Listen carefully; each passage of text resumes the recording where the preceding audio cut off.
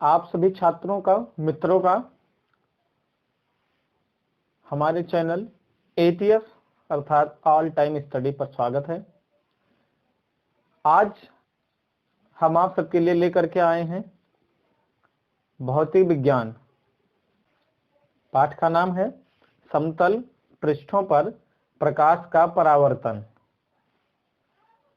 इसमें मुख्य बिंदुओं पर चर्चा की जाएगी। जैसे आज हम जिन बिंदुओं पर चर्चा करेंगे वो आपके सामने प्रदर्शित है। जिसमें से सबसे पहला बिंदु है प्रकाश। सबसे पहला बिंदु है प्रकाश। प्रकाश क्या होता है?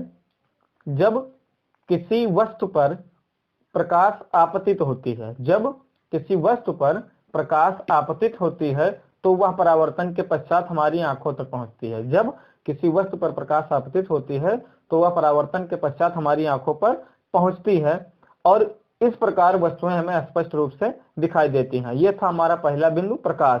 इसके बाद हमारा जो दूसरा बिंदु है वो है प्रकाश के स्रोत। दूसरा बिंदु है प्रकाश के स्रोत। प्रकाश हमें विभिन्न स्रोतों से प्राप्त होते हैं। प्रकाश हमें विभिन्न स्रोतों से प्राप्त होते हैं, जिसमें से कुछ स्रोत प्राकृतिक होते हैं और कुछ स्रोत कृत्रिम होते हैं। प्राकृतिक स्रोत वे होते हैं जो ईश्वर के द्वारा बनाए हुए हैं, जैसे सूर्य, तारे इत्यादि, और कृत्रिम प्रकाश के स्रोत वे हैं जो मनुष्य के द्वारा निर्मित हैं, जैसे कि विद्युत बल्ब, मोमबत्ती इत्यादि। परंतु प्रकाश के गुण के आधार पर इनके स्रोतों को दो प्रकार से विभाजित किया गया है। प्रकाश के गुण के आधार पर इनके स्रोतों को दो प्रकार से विभाजित किया गया है, जिसमें से पहला वर्ग है इसका दीप्त प्रकाश स्रोत। जिसमें पहला वर्ग है दीप्त प्रकाश स्रोत।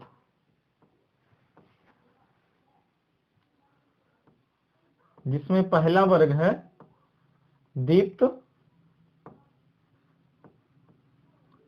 प्रकाश स्रोत। दीप्त प्रकाश स्रोत क्या होता है? वह स्रोत जिसमें खुद चमकने की क्षमता होती है। वह प्रकाश स्रोत जो स्वयं प्रकाश उत्पन्न करते हैं, वह प्रकाश स्रोत जो स्वयं प्रकाश उत्पन्न करते हैं दीप्त प्रकाश स्रोत कहलाते हैं। वह प्रकाश स्रोत जो स्वयं प्रकाश उत्पन्न करते हैं दीप्त प्रकाश स्रोत कहलाते हैं। जैसे सूर्य, जैसे सूर्य। और दूसरा वर्ग है इसका अदीप्त प्रकाश स्रोत। दूसरा वर्ग है अदीप्त प्रकाश स्रोत। अदीप्त प्रकाश स्रोत वह प्रकाश स्रोत जिनके अंदर खुद की चमक नहीं होती है, ये दीप्त प्रकाश स्रोत के माध्यम से चमकते हैं। अदीप्त प्रकाश स्रोत वह प्रकाश स्रोत जो दीप्त प्रकाश स्रोत के प्रकाश के परावर्तन से प्रकाश देते हैं, अदीप्त प्रकाश स्रोत कहलाते हैं। जैसे चंद्रमा। जैसे चंद्रमा। कभी कभी एक प्रश्न आ जाता है कि चंद्रमा अदीप्त प्रकाश स्रोत है क्यों? चंद्रमा अदीप्त प्रकाश स्रोत है क्यों?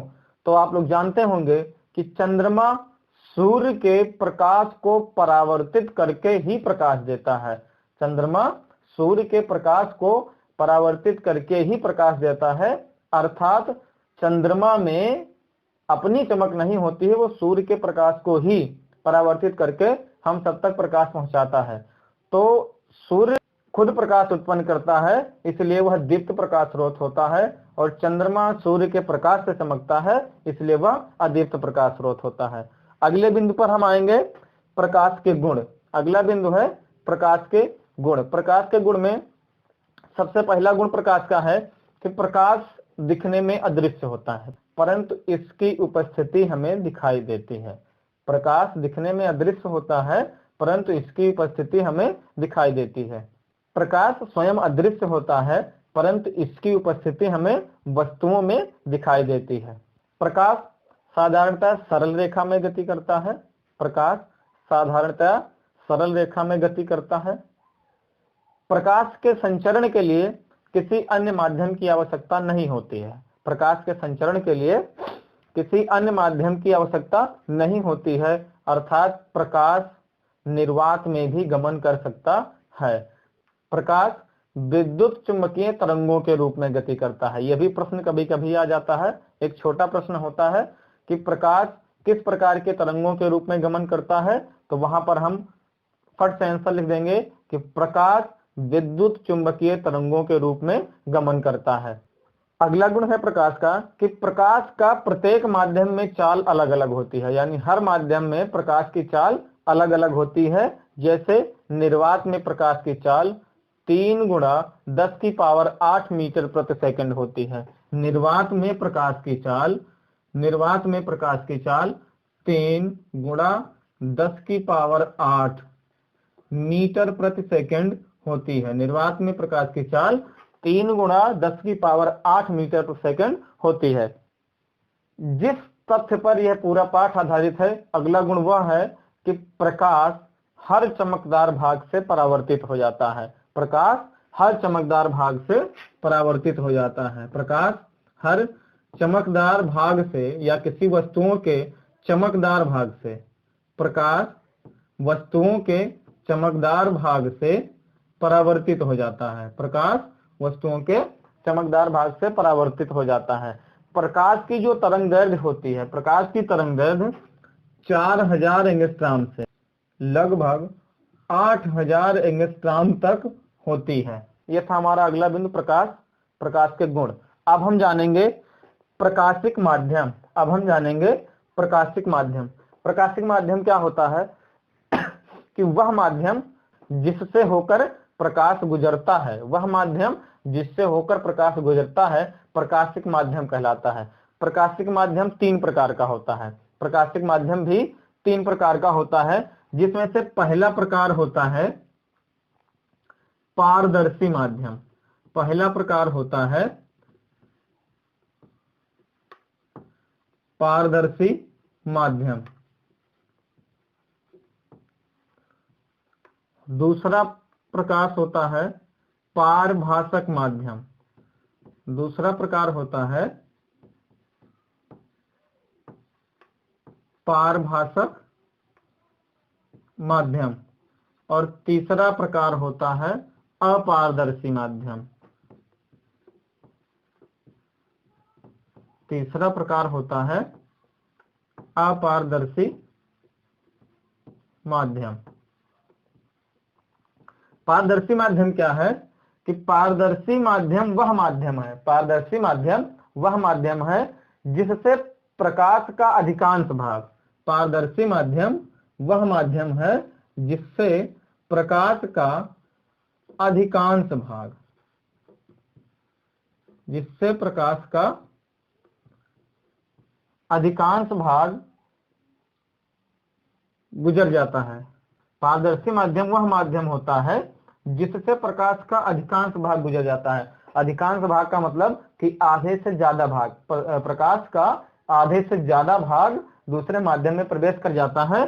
तो जिस माध्यम से प्रवेश करता है उसको हम पारदर्शी माध्यम कहते हैं। अगला माध्यम है पारभासक माध्यम। पारभासक माध्यम क्या होता है कि वह माध्यम जिससे प्रकाश का आंशिक भाग, वह माध्यम जिससे प्रकाश का आंशिक भाग, आंशिक का मतलब है कि आधे से कम यानी कम मात्रा में प्रकाश एक माध्यम से दूसरे माध्यम में प्रवेश करता है, पारभासक माध्यम कहलाता है। और तीसरा वर्ग है इसका अपारदर्शी माध्यम। तीसरा वर्ग है अपारदर्शी माध्यम। इसमें प्रकाश का कुछ भी भाग एक माध्यम से दूसरे माध्यम में प्रवेश नहीं कर पाता है, अर्थात यह अपारदर्शी माध्यम होता है। पारदर्शी माध्यम के जो उदाहरण होंगे वो स्वच्छ जल होगा, निर्वात होगा और कांच होगा। अगर हम पारभासक माध्यम की बात करें तो पारभासक माध्यम में गंदा जल होगा, धूल भरी वायु होगी या फिर घिसा हुआ कांच होगा। और अगर हम अपारदर्शी माध्यम की बात करें तो इसमें लकड़ी हो सकती है, पत्थर हो सकते हैं, आज ऐसे बहुत सारी चीजें हैं जिनसे प्रकाश का कुछ भी भाग एक माध्यम से दूसरे माध्यम में प्रवेश नहीं करता है। अब हम आएंगे इसके अगले बिंदु पर। इसका जो अगला बिंदु है वो है प्रकाश किरण। प्रकाश किरण क्या होता है? प्रकाश जब किसी पारदर्शी माध्यम के द्वारा सरल रेखा में गति करता है तो प्रकाश के इस पथ को प्रकाश किरण कहते हैं। प्रकाश के इस पथ को प्रकाश किरण कहते हैं। और प्रकाश किरण के एक समूह को प्रकाश पुंज कहा जाता है। प्रकाश किरण के एक समूह को प्रकाश पुंज कहा जाता है। और प्रकाश के गुण के आधार पर इसको भी 3 भागों में विभाजित किया गया है। प्रकाश के गुण के आधार पर इसको भी 3 भागों में विभाजित किया गया है, जिसमें पहला है अभिसारी किरण पुंज। पहला है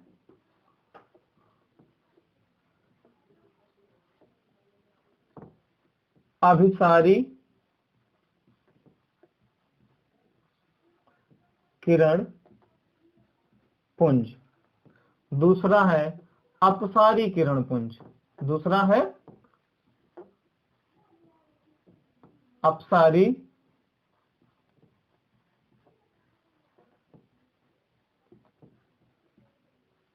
किरण पुंज और तीसरा है समांतर किरण पुंज। तीसरा है समांतर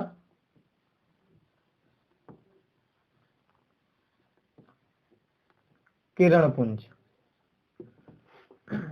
तो अभिसारी किरण पुंज क्या है कि जब प्रकाश की समस्त किरणें किसी एक बिंदु पर आकर केंद्रित होती हैं। जब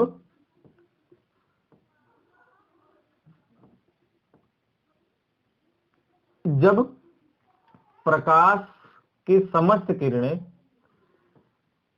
एक बिंदु पर केंद्रित होती हैं तब ऐसे किरणपुंज अभिसारी किरणपुंज कहलाते हैं। जब प्रकाश की समस्त किरणें किसी एक बिंदु पर केंद्रित होती हैं तो ऐसे किरणपुंज को अभिसारी किरणपुंज कहा जाता है। इसके बाद दूसरा है अपसारी किरणपुंज। इसमें जस्ट अभिसारी का विलोम होता है, यानी उल्टा होता है। अर्थात जब प्रकाश की समस्त किरणें किसी एक ही बिंदु से आती हुई प्रतीत होती हैं। जब प्रकाश की समस्त किरणें किसी एक ही बिंदु से आती हुई प्रतीत होती हैं तो वहां पर अपसारी किरणपुंज होता है। ऐसे किरणपुंज को अपसारी किरणपुंज कहा जाता है। और जब प्रकाश की समस्त किरणें एक सीधी रेखा में गति करती हैं, जब प्रकाश की समस्त किरणें एक सीधी रेखा में गति करते हैं तो ऐसे किरणपुंज को समांतर किरणपुंज कहा जाता है। ऐसे किरणपुंज को समांतर किरणपुंज कहा जाता है।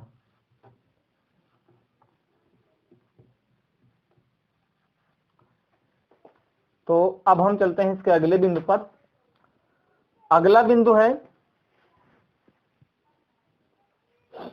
बिंदु है प्रकाश का परावर्तन। प्रकाश का परावर्तन क्या है कि जब किसी चिकनी, चमकदार और पालिशदार भाग पर प्रकाश की कोई किरण आपतित होती है, जब किसी चिकनी या पालिशदार भाग पर, चमकदार भाग पर प्रकाश की किरण आपतित होती है तो उसका अधिकांश भाग टकराकर उसी माध्यम में वापस चला जाता है। तो प्रकाश की इस घटना को प्रकाश का परावर्तन कहते हैं। जैसे हम मान लेते हैं कि ये कोई दर्पण है, जिसके नीचे पॉलिश कर दिया गया है, तो ऊपर इसका भाग जो है वो चमकदार और चिकना है। तो यहाँ से प्रकाश की किरण आती है तो यहाँ समतल पृष्ठ पर टकराने के पश्चात प्रकाश का अधिकांश भाग उसी माध्यम में पुनः लौट जाता है। यह प्रक्रिया प्रकाश का परावर्तन कहलाती है। अब प्रकाश के परावर्तन से संबंधित कुछ परिभाषाएं हैं जिनको भी हम एक एक करके जानेंगे। इसमें जो सबसे पहली परिभाषा है वो है परावर्तक पृष्ठ। पहली परिभाषा जो है वो है परावर्तक पृष्ठ। परावर्तक पृष्ठ क्या है? प्रकाश प्रकाश जिस पृष्ठ से टकराकर अपने माध्यम में वापस जाती है इसको परावर्तक पृष्ठ कहा जाता है, इसको परावर्तक पृष्ठ कहा जाता है। इसके बाद दूसरा बिंदु क्या है? आपतित किरण।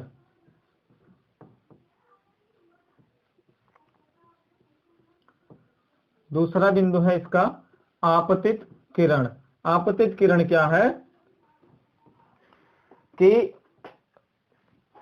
परावर्तक पृष्ठ पर प्रकाश की जो किरणें आती हैं, परावर्तक पृष्ठ पर प्रकाश की जो किरणें आती हैं उसको आपतित किरण कहा जाता है। परावर्तक पृष्ठ पर प्रकाश की जो किरणें आकर टकराती हैं, परावर्तक पृष्ठ पर प्रकाश की जो किरणें आकर टकराती हैं इनको आपतित किरण कहा जाता है, इनको आपतित किरण कहा जाता है। और अगला बिंदु है परावर्तित किरण। अगला बिंदु है परावर्तित किरण। परावर्तित किरण क्या होता है? वह किरण जो परावर्तन के पश्चात, वह किरण जो परावर्तन के पश्चात अपने पुनः वापस चली जाती हैं, परावर्तित किरण कहलाती हैं। फिर अगला बिंदु आता है इसका आपतन बिंदु। अगली परिभाषा है आपतन बिंदु।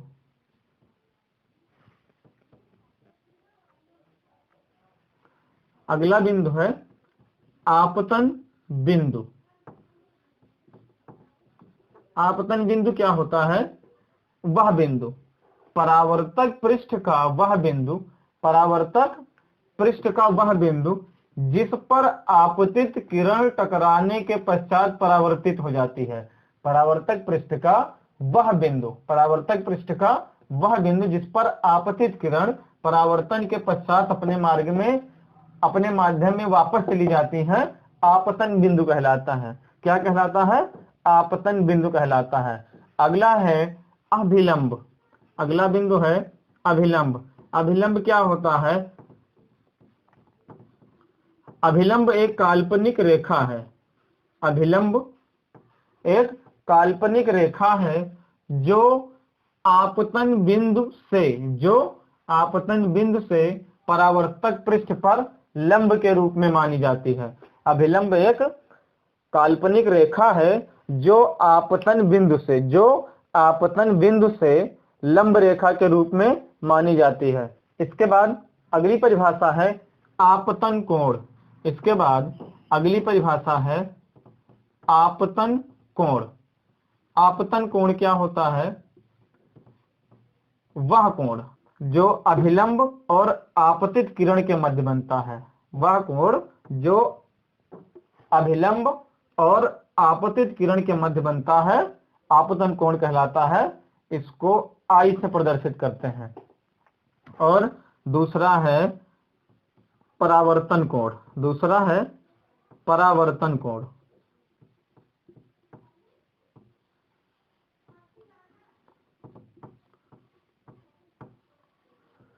परावर्तन कोण क्या है? अभिलंब और परावर्तित किरण के मध्य बना कोण। अभिलंब और परावर्तित किरण के मध्य बना कोण परावर्तन कोण कहलाता है। तो एक बार हम फिर से जानेंगे कि प्रकाश का परावर्तन क्या होता है।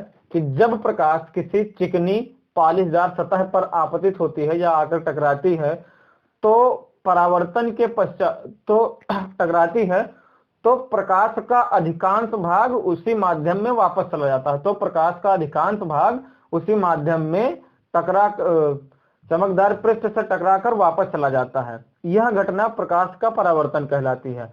प्रकाश के परावर्तन में निम्न बिंदु होते हैं जो भागीदार होते हैं। जैसे सबसे पहला बिंदु है परावर्तक पृष्ठ। सबसे पहला बिंदु है परावर्तक पृष्ठ। परावर्तक पृष्ठ क्या होता है? कि वह पृष्ठ, परावर्तक पृष्ठ क्या होता है? वह पृष्ठ जहां से प्रकाश का परावर्तन होता है। वह पृष्ठ जहां से प्रकाश का परावर्तन होता है प्रकाश का परावर्तक पृष्ठ कहलाता है। जिसका नामकरण अगर करें तो यम और एम डैश है। और फिर इसके बाद में दूसरा आता है आपतित किरण। आपतित किरण क्या है? कि जो किरण प्रकाश के परावर्तक पृष्ठ पर आकर टकराती है। जो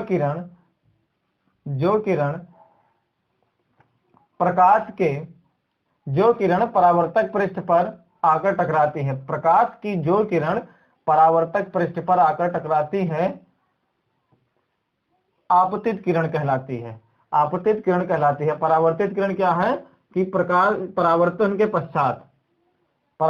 पश्चात जो किरण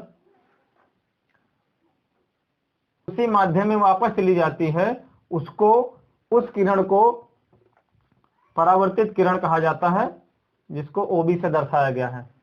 इसके बाद आता है आपतन बिंदु। आपतन बिंदु क्या है कि वह बिंदु जहां से प्रकाश का परावर्तन होता है, वह बिंदु जहां से प्रकाश का परावर्तन होता है, अर्थात जहां पर आपतित किरण आकर टकराती है और परावर्तित किरण का जन्म होता है, वह बिंदु आपतन बिंदु कहलाता है, जो O से प्रदर्शित किया गया है। इसके बाद अभिलंब होता है। अभिलंब एक काल्पनिक रेखा होती है जो आपतन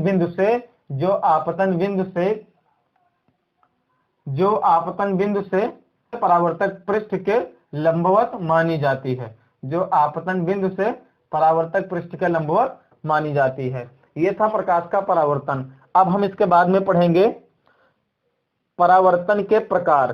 प्रकाश का परावर्तन दो प्रकार से होता है। एक होता है नियमित परावर्तन,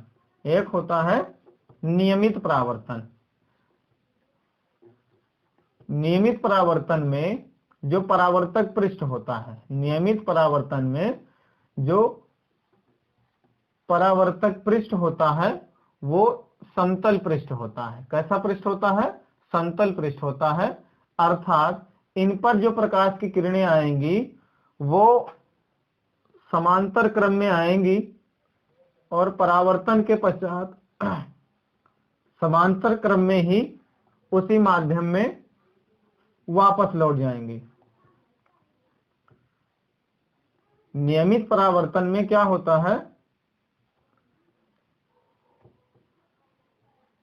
नियमित परावर्तन में परावर्तक पृष्ठ समतल होता है और इसमें समांतर रूप से प्रकाश आते हैं, यानी समांतर रूप से प्रकाश की किरणें आती हैं और परावर्तन के पश्चात उसी माध्यम में समांतर रूप से परावर्तित होकर चली जाती हैं।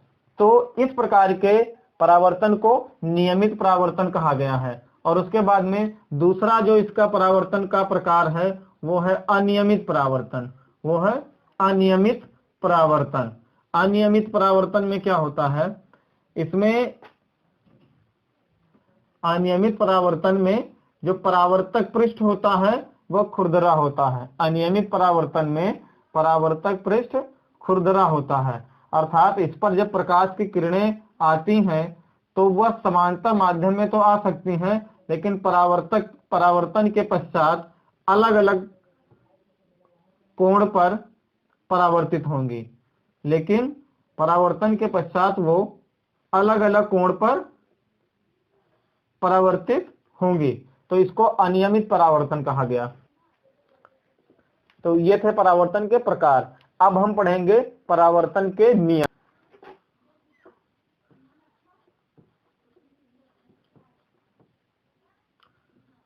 प्रथम नियम है आपतित किरण। पहला नियम,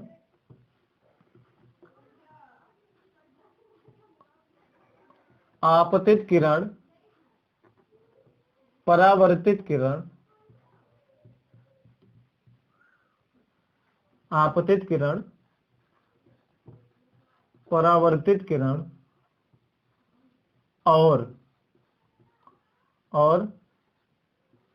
परावर्तक पृष्ठ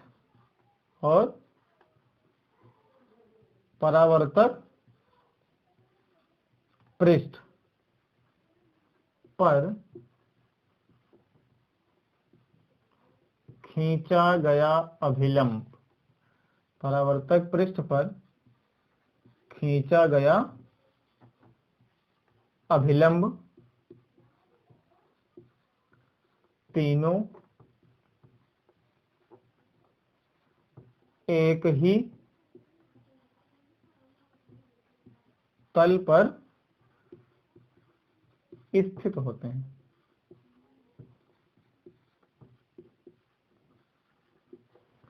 पहला नियम है कि आपतित किरण, परावर्तित किरण और परावर्तक पृष्ठ पर खींचा गया अभिलंब तीनों एक ही तल पर स्थित होते हैं। जैसे ये प्रकाश का परावर्तक पृष्ठ है, जैसे ये प्रकाश का परावर्तक पृष्ठ है, और परावर्तक पृष्ठ पर यह आई आपतित किरण, यह आई आपतित किरण, और ये हो गई परावर्तित किरण। तो आपतित किरण, परावर्तित किरण और परावर्तक पृष्ठ पर खींचा गया अभिलंब, और परावर्तक पृष्ठ पर खींचा गया अभिलंब तीनों एक ही तल पर स्थित होते हैं। दूसरा नियम है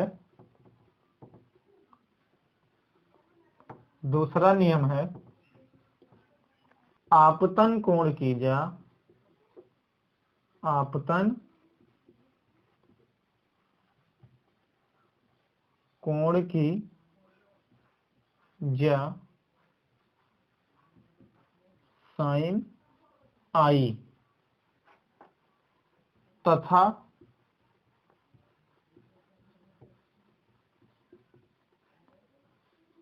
परावर्तन कोण की ज्या साइन आर बराबर होते हैं।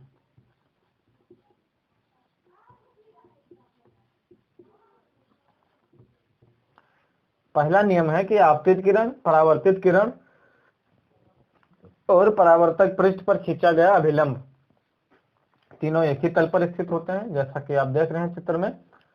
और दूसरा नियम है कि आपतन कोण की ज्या साइन आई, आपतन कोण की ज्या, ये है आपतन कोण की ज्या, और परावर्तन कोण की ज्या साइन आर आपस में बराबर होते हैं, अर्थात साइन आई बराबर साइन आर।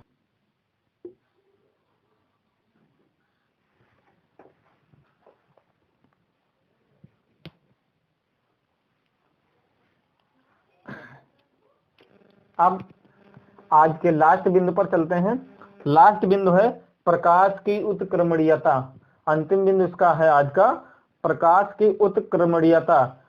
प्रकाश की उत्क्रमणीयता क्या है कि प्रकाश के परावर्तन की घटना को यदि उल्टा कर दिया जाए, प्रकाश के परावर्तन की घटना को यदि उल्टा कर दिया जाए, अर्थात परावर्तित किरण को आपतित किरण तथा आपतित किरण को परावर्तित किरण मान लिया जाए, तो परावर्तित किरण आपतित किरण की भांति व्यवहार करता है, तो परावर्तित किरण आपतित किरण की भांति व्यवहार करता है, अर्थात प्रकाश में अपने पथ को उत्क्रमित करने की क्षमता होती है, अर्थात प्रकाश में अपने पथ को उत्क्रमित करने की क्षमता होती है।